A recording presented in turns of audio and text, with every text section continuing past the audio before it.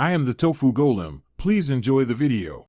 In this video, I will explain how to remove a BMW 1 Series front grille. First, gather your essential tools, including a trim removal tool and a T20 torque screwdriver. Ensure your vehicle is parked on a level surface with the engine off.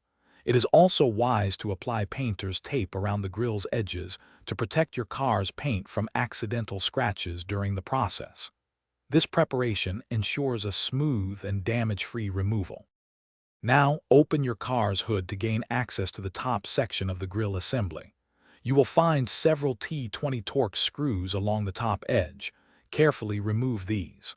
Once the screws are out, use your trim removal tool to gently pry and release the retaining clips located across the top of the grille.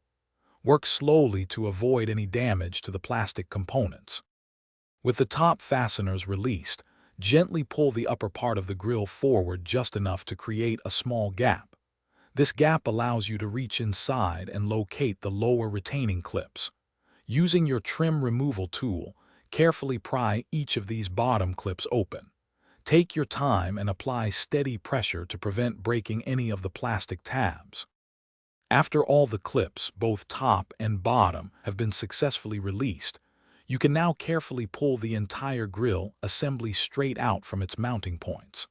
Before installing a new grille, take a moment to inspect the mounting points for any signs of damage or broken tabs. It is also a good idea to clean the area behind the grille thoroughly for a fresh installation.